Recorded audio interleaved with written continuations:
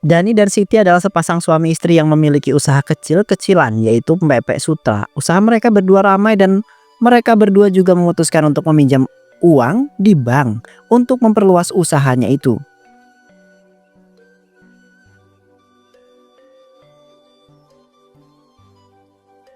Jadi, Bapak Dani ingin mengajukan pinjaman untuk membeli rumah sekaligus ruko untuk usaha pempek. Benar begitu? Ya betul, saya dan istri lihat peluangnya besar sekali. Pelanggan makin ramai tiap hari, jadi kami itu yakin bisa berkembang. Saya lihat usaha pempek Bapak cukup menjanjikan. Laporan pemasukan yang Bapak bawa ini juga sangat meyakinkan. Kami benar-benar niat ingin memperbesar usaha ini. Dengan ruko sendiri, pelanggan juga akan lebih nyaman untuk datang belanja. Baiklah, kalau begitu kami akan proses pengajuannya. Dan kalau semua lancar, maksimal 3 hari kerja dana cair. Wah, terima kasih banyak. Saya akan pastikan cicilan lancar dan usaha kami itu terus bertumbuh ke depannya. Kami senang mendukung pelaku usaha kecil seperti Bapak. Semoga rencana ini membawa berkah buat keluarga Bapak. Amin, ini mimpi besar kami yang sedang kami kejar sama-sama. Terima kasih atas bantuannya ya.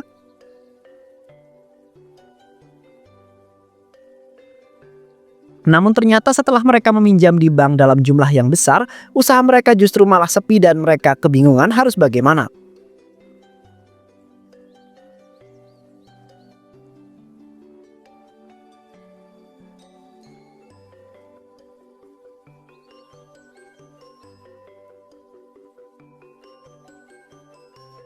Bu, ini udah jam 2 siang. Dari tadi pagi kita itu buka, tapi ya nggak ada satupun pelanggan yang datang untuk beli pempek. Aku juga heran, Pak. Biasanya jam segini tuh udah rame. Bahkan kita suka kewalahan karena pesanan terus datang. Jangan-jangan ini gara-gara sekarang makin banyak yang jualan pempek juga ya Bu?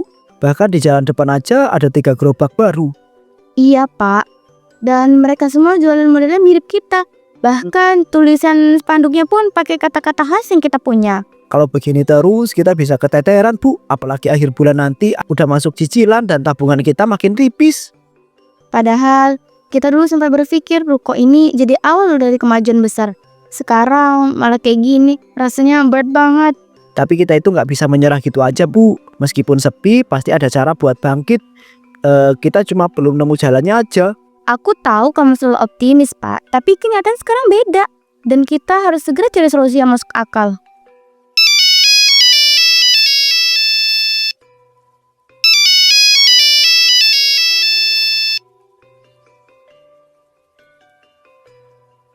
Aduh, ini dari pihak bank Bu. Jangan-jangan mereka itu mau nagih soal cicilan. Harusnya belum jatuh tempo sih. Angkat aja, Pak. Mungkin cuman pengingat biasa.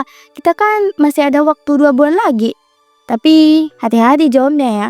Halo, selamat siang. Ini Dani, ada yang bisa saya bantu? Selamat siang, Pak Dani. Kami dari Bank Pembiayaan Sejahtera hanya ingin mengingatkan bahwa jatuh tempo pelunasan pinjaman Bapak akan berakhir 2 bulan lagi.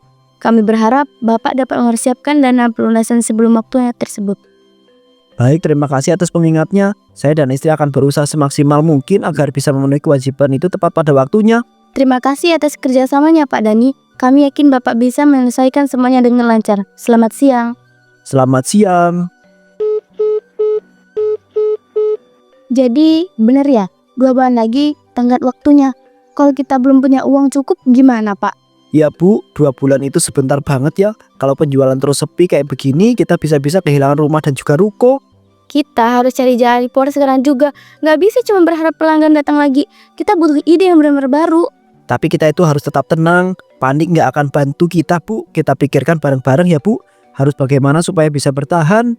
Iya, Pak. Selama kita masih bareng, aku yakin kita bisa cari jalan keluar walaupun seberat apapun itu rasanya.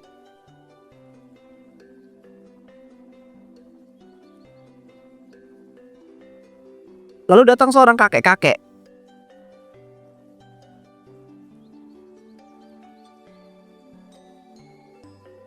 Assalamualaikum, selamat sore Kek. Silahkan masuk, mau pesan pempek Kek. Hari ini masih lengkap semua menunya. Waalaikumsalam, Nek. Ya, saya dari tadi lewat sini. Terus hidung saya itu bau cuko yang khas, jadi saya mampir. Alhamdulillah, akhirnya ada pelanggan juga. Saya mau pesen 2 pempek lenjer dan 2 sutra ya. Udah lama saya tuh nggak makan pempek yang asli kayak begini. Wah, cocok banget kek datang sekarang. Pempek Sutra itu resep baru dari kami. Lembut banget teksturnya, cocok untuk orang sepuh. Iya kek, kami cuman berinovasi karena saingan makin banyak. Tapi meskipun kita ganti-ganti menu, tetap aja dengan sapi. Sepi. Wah, saya heran. Padahal aroma dan tampilannya udah bikin saya mengiler dari jarak 2 gang ke belakang tadi. Ya kek, beberapa bulan terakhir ini makin banyak yang jualan pempek juga. Bahkan ada yang meniru-niru gaya kita. Kita sempat mikir pindah menu, akhirnya kita jual pempek Sutra. Tapi hasilnya sama aja, pelanggan tetap nggak balik seperti dulu. Bahkan sekarang kami lagi bingung banget nih. 2 bulan lagi cicilan bang jatuh tempo, tapi pemasukan kayak gini terus.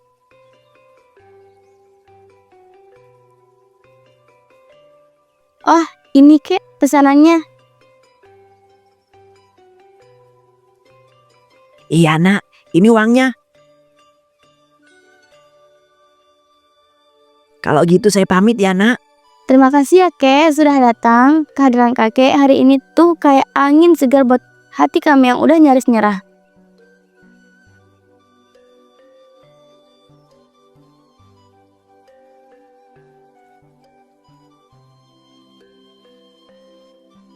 Namun di malam harinya kakek itu kembali ke warung mereka.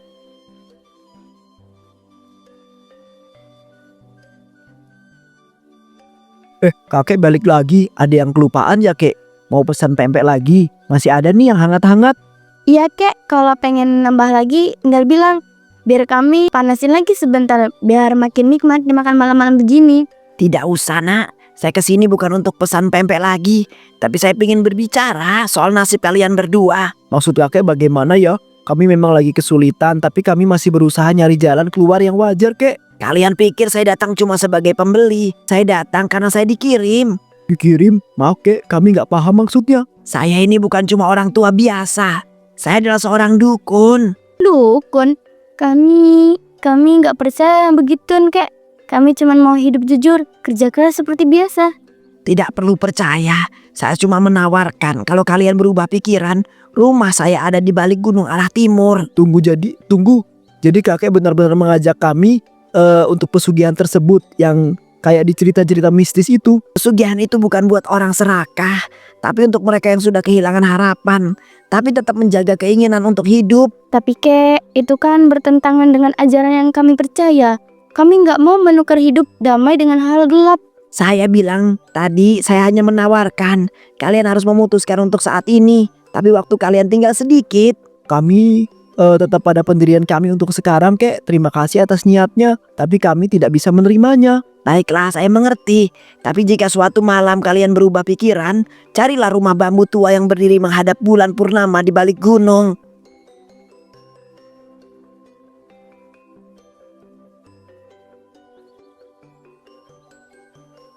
Setelah kakek itu pergi, Dani dan istrinya masih kepikiran tentang apa yang dikatakan oleh kakek tersebut. Pak, kamu tadi dengarkan sendiri kan apa yang dikatakan kakek itu? Aku nggak tahu kenapa ya, tapi kata-katanya tuh terngiang di kepala aku. Aku juga dengar semuanya bu, tapi jangan bilang kalau kamu mulai tertarik sama tawaran aneh yang dibilang tadi. Aku tahu ini nggak masuk akal, tapi kita sekarang lagi benar-benar di ujung tanduk. 2 bulan lagi loh, rumah ini bisa hilang. Tapi apa harus sejauh itu bu? Kita itu cuma lagi jatuh, bukan berarti kita itu harus jual harga diri dan nurunin iman. Aku nggak bisa langsung setuju sih. Tapi kita juga nggak punya banyak waktu. Tawaran kakek itu mungkin satu-satunya harapan kita. Harapan macam apa itu bu? Kita itu nggak tahu isi dari pesugihan itu kayak apa. Kalau ternyata ada tumbal, apa kamu mau? Lalu, kau maunya kita ngapain? Nunggu diusir dari rumah? Nunggu ruko disita? Kalau kamu pengen ribut ya silahkan, tapi aku itu nggak akan ikutan. Aku nggak sanggup dengar istri aku itu ngomong kayak gitu. Jadi, kau mau ninggalin aku sekarang? Di saat kayak gini, kau malah pergi dan nggak mau diskusi ini sama aku? Aku butuh waktu buat tenang. Nanti aku balik, tapi tolong jangan ambil keputusan gila tanpa aku ya. Namun Siti tetap bersikeras untuk melakukan pesugihan. Dia diam-diam datang ke rumah dukun tersebut. Jadi, ini rumahnya. Bentuknya persis seperti yang kakek itu bilang. Gak nyangka sih, aku berani sampai di sini. Aku sudah tahu kamu akan datang malam ini nak. Masuklah, waktunya tidak banyak. Kakek, jadi benar kakek ini dukun gitu. Aku pikir cuma orang tua nyetrik biasa. Dan tanpa basa-basi dukun itu langsung memulai ritual pesugihannya tersebut. Sekarang jangan bergerak, makhluknya akan datang. Jangan menjerit, jangan menatap matanya terlalu lama. Kakek itu lalu membaca mantra dan muncullah sesosok makhluk. Ya Allah, astagfirullah. Itu makhluk apa, Kek? Kenapa dia lirik seperti lendir racun? Ini dia yang membawa jalan pintasmu, Siti. Air liurnya bukan racun, tapi rezeki yang akan kau gunakan dalam empek-empekmu nanti. Tapi ini menjijikan. Aku harus mencampur ini ke makanan, ke empek yang aku jual ke orang-orang. Jijik adalah reaksi awal, tapi lihatlah hasilnya nanti. Daganganmu akan habis sebelum kau sempat menata ulang nampannya. Makhluk itu meneteskan liurnya ke dalam wadah. Kakek itu mengambilnya.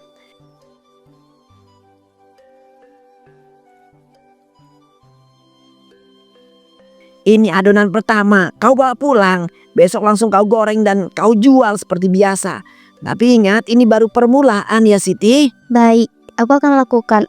Aku sudah terlalu jauh untuk mundur sekarang. Tapi ada apa pantangannya, Kek? Pasti ada syaratnya. Kau harus memberikan satu hal setiap bulan di malam purnama. Kau harus memberikan persembahan berupa darah haidmu. Apa? Darah haid itu terlalu pribadi, terlalu aneh.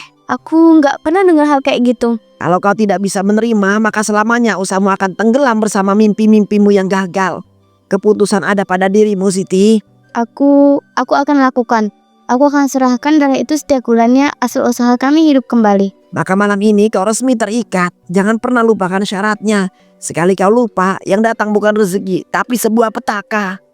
Aku mengerti, Kakek. Aku akan patuhi semuanya. Aku yang dari hidup kami berubah meskipun lewat jalan gelap ini. Setelah mendapatkannya, Siti lalu membuat adonan empek-empeknya yang dicampur dengan bahan yang sudah diberikan oleh dukun. Ya Allah, maafkan aku. Tapi aku lakukan ini demi kami. Demi rumah ini tetap berdiri. Demi dapur ini tetap ngebul.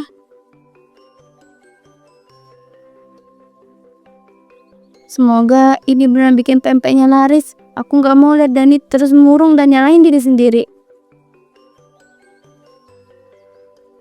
Bu, kamu ngapain malam-malam begini di dapur? Tadi aku bangun, kamu gak ada di sampingku. Gak apa-apa kok, Pak. Aku cuman kepikiran buat mulai bikin adonan pempek sutra dari sekarang. Biar besok pagi tinggal digoreng. Tapi ini udah hampir jam 2 pagi loh, Bu. Biasanya kamu itu baru mulai subuh. Ada apa? Kamu kelihatan agak tegang ya? Enggak apa-apa kok, Pak. Mungkin karena ngantuk aja kali ya. Lagian aku juga gak bisa tidur tadi. Jadi ya masak aja. Ya sudah, tapi jangan begadang terus ya, Bu. Nanti kamu malah sakit. Udah cepet selesaikan, terus istirahat ya. Iya, Pak. Aku janji. Bentar lagi juga selesai kok. Kamu baik tidur aja. Biar besok bisa bantu jualan lagi.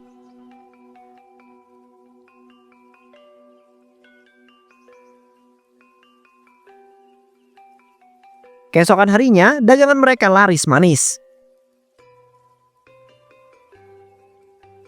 Bu Siti, saya pesen 5 pempek sutra ya. 2 buat dimakan di sini, sisanya dibungkus. Rasanya enak banget hari ini. Siap, Mbak. Makasih banyak udah balik lagi ke sini. Nih, dulu aja. Nanti saya anterin ke meja langsung. Bu, ini rame banget ya pagi ini. Baru buka setengah jam aja pelanggan udah kayak antrian beli tiket konser aja. Iya, Pak. Aku juga heran. Tapi alhamdulillah banget. Pempeknya laku keras. Yang tadinya aku pikir nggak bakal habis, malah nyaris kurang. Mas Dani, pempek yang ini beda banget rasanya. Lebih lembut, gurih gitu. Nyatulah sama cukanya. Ini pakai rasa baru ya? Pelanggan semakin banyak dan mereka mendapatkan banyak keuntungan.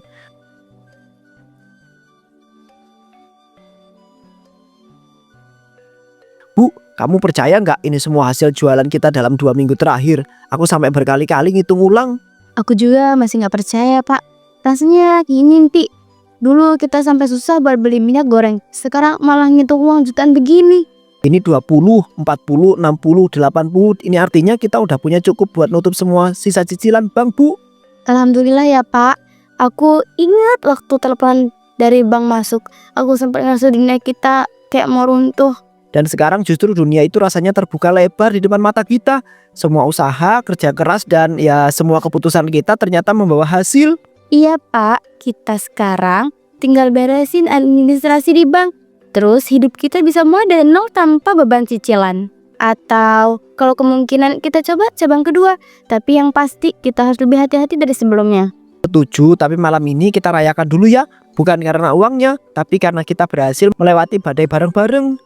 Iya Pak, kita rayain malam ini.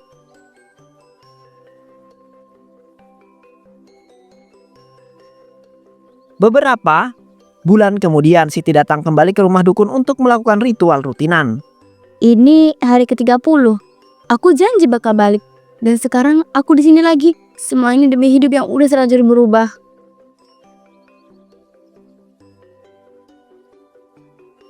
Tepat pada waktunya. Malam ini bulan berdiri tegak. Kontrak pertama harus ditepati. Apakah kau membawa apa yang diminta? Iya kek, aku bawa semuanya sesuai seperti yang kakek bilang bulan lalu. Ini darah haidku. Aku simpan dengan cara yang kakek ajarkan. Bagus, langsung saja kita mulai ritualnya ya. Kakek itu membaca mantra lalu muncul kembali makhluk yang sebelumnya.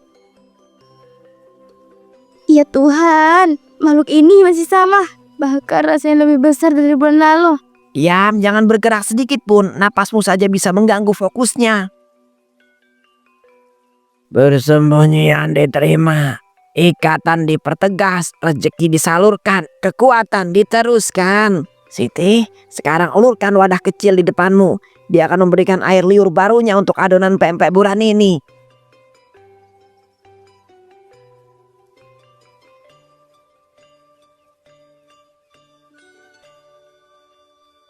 Lanjutkan ikatan, jangan lalai. 1 bulan lagi, 1 tetes lagi, 1 persembahan lagi. Aku berhasil mengisarnya. Semoga ini cukup untuk sebulan ke depan.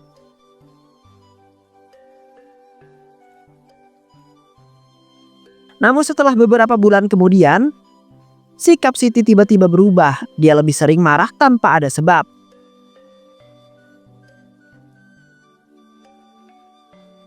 Pak, tolong dong. Kenapa dari tadi kamu cuma duduk aja? Lihat tuh, pelanggan nambah terus. Tapi kok malah asyik hitung-hitung sendiri. Aku lagi nyusun catatan belanja buat minggu depan, Bu. Kita kan butuh data supaya nggak kekurangan bahan tiba-tiba. Ya ampun, catatan itu bisa nanti aja juga. Sekarang ini yang penting tuh pelayanan. Kalau pelanggan kabur, kamu mau gantiin kerugian. Kamu kenapa sih, Bu? Akhir-akhir ini kamu itu selalu marah-marah terus. Aku itu nggak ngerti salah aku tuh di mana sebenarnya. Ya salah kamu tuh. Kamu nggak peka, nggak punya inisiatif. Usaha ini sekarang bisa besar karena aku kerja siang malam tanpa banyak omong. Tapi kita itu suami istri loh, Bu. Aku itu nggak pernah ngerasa ini hasil satu orang. Kita harus tetap kerja sama kayak dulu. Dulu ya dulu Pak. Sekarang semua berubah. Kalau aku nggak ambil alih semuanya, kita udah bangkrut dari kemarin-kemarin. Kamu ngomong kayak aku itu nggak pernah berjuang. Aku ini tiap hari bantu loh, Bu, dari pagi sampai malam. Tapi kamu sekarang perlakuin aku itu kayak orang asing. Kalau kamu pikir aku itu beban, ya udah, mungkin emang lebih baik aku itu pergi aja dari sini.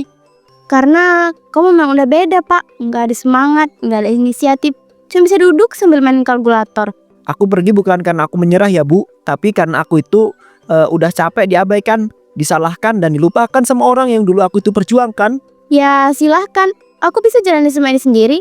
Tanpa kamu pun aku tetap bisa bikin usaha ini jalan terus. Pergi sana, aku nggak butuh siapa-siapa lagi sekarang. Aku bisa sendiri. Dadi kemudian pergi meninggalkan Siti.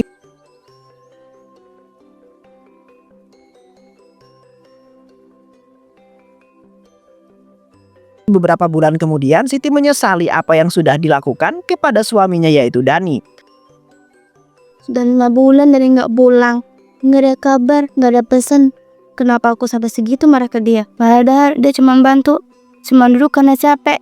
Karena pengen usahanya tetap rapi. Tapi aku malah bentak. Aku hina dia kayak dia nggak pernah jadi bagian penting di hidup. Tiba-tiba dia teringat kalau malam itu adalah malam dia harus melakukan sebuah ritual. Astaga, malam ini malam purnama. Aku harus kasih persembahan itu.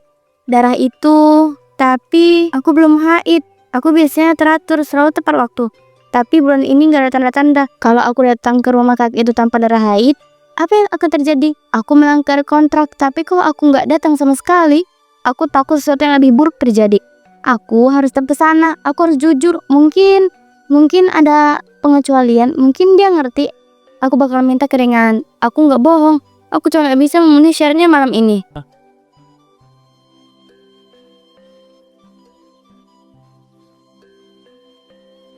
Kek, ini aku, Siti. Aku datang untuk memenuhi janji. Tapi aku harus bicara, ada yang terjadi. Masuk.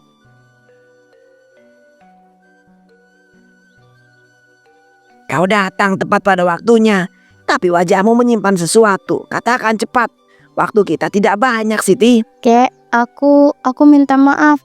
Bulan ini tubuhku aneh. Aku belum haid juga. Aku nggak bisa bawa darahnya malam ini. Kau sadar apa yang kau langgar, Siti? Kontrak ini bukan mainan. Makhluk itu tidak kenal kata alasan. Aku tahu, Kek. Aku tahu ini salahku. Tapi aku juga nggak bisa maksa tubuhku. Aku datang karena aku nggak mau kabur. Tiba-tiba makhluk itu muncul. Pengkhianat, kau berani datang tanpa persembahan. Ikatan telah kau cemari dengan kegagalanmu. Maafkan aku mohon. Aku nggak lari. Aku datang karena aku takut. Tapi aku nggak punya pilihan.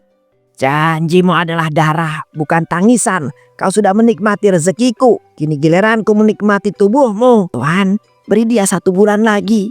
Dia tak berniat lari. Ini bukan pelanggaran niat. Diam kau.